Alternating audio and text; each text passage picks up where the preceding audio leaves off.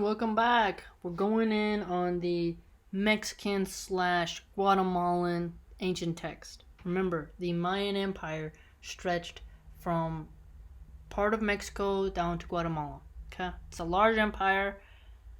There's a lot of Guatemalans who get mad at Mexicans over the claim of the heritage of the Mayan civilization, and vice versa. So I'm not gonna play into the politics of that. The fact is that in the Yucatan Peninsula, where I'm actually planning to live in the future, at least some parts out of the year, in a deep jungle in Shposh, it's called Shposh. These people there are indigenous. They speak Maya. They cook in traditional Mayan ways. They wear traditional Mayan clothes. They have books in Maya that I am trying to import. They're quite pricey to ship because in rural parts, it's really a lot of money to ship things. And pesos you have to use a lot of pesos in order to buy those books. But then when you transfer it into American money, US dollars, it's actually a decent exchange. So regardless of who wants to play the game of, oh, it's only our civilization that had this empire, I'm not getting into that. Either way, the Mayan Popol Vuh is a fantastic text, a rich, powerful culture that was brilliant, okay? They were brilliant with astronomy, and they were fantastic. So let's not diminish them, okay? So let's begin. After that, 1 and 7 Huanapu left, guided down the road by the messengers, and they descended the road to Xibalba, going down over the edge of the steep slope.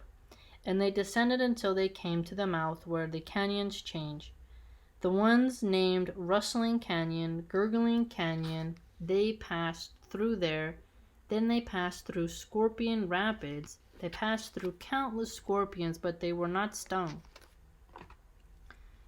And then they came to water again, to Blood River. They crossed but did not drink. They came to a river, but a river filled with pus. Ugh! Oh yeah, because remember, family, we're in Xibalba. That's the underworld. Ugh! Oh, I don't know if I could do it. Oh, okay, I could cross through a river of blood. When I'm doing the butchery, you get covered in blood all day. So I don't think that would really bother me that much.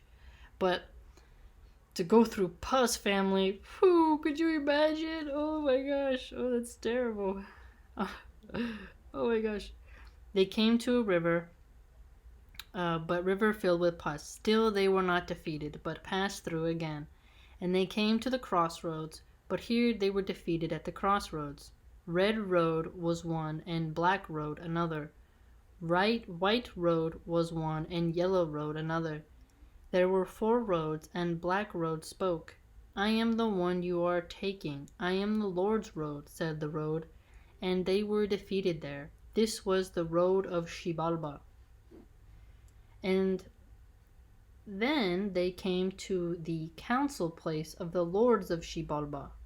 And they were defeated again there. The ones seated first there are just mannequins, just wood carvings dressed up by Xibalba. And they greeted the first ones. Morning, 1 Death, they said to the mannequin. Morning, 7 Death, they said to the wood carving in turn.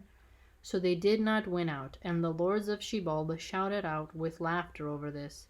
All the lords just shouted with laughter because they had triumphed. In their hearts they had beaten 1 and 7 Huanapu. They laughed on until 1 and 7 Death spoke.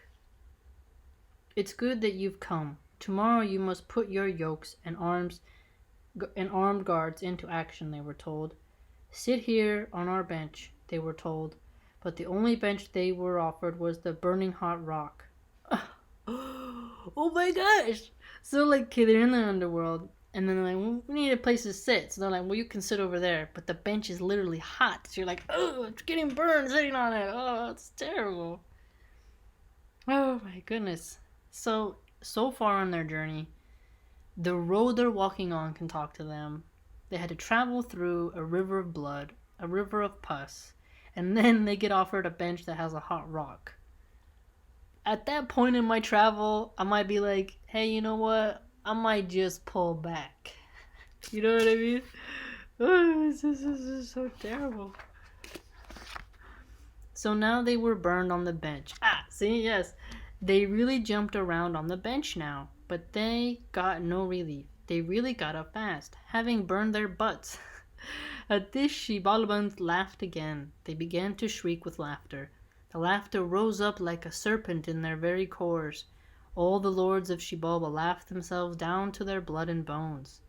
Just go in the house. Your torch and cigars will be brought to your sleeping quarters, the boys were told. After that they came to the dark house, a house with darkness alone inside. Meanwhile, the Shibalbans shared their thoughts. Let's just sacrifice them tomorrow. It can only turn out to be quick. They'll die because of our playing equipment, our gaming things, the Shibalbans are saying amongst themselves. This ball of theirs is just a spherical knife. White Dagger is the name of the ball of Shibalba. Their ball is just ground down to make it smooth. The ball of Shibalba is just surfaced with crushed bone to make it firm. What if, this is the text that really influenced Latinos to like soccer? Because this is talking about a literal ball game. Indeed, they played this ball game as like a hybrid of using your hips and kicking, and the hoop, there was like a high hoop, I believe.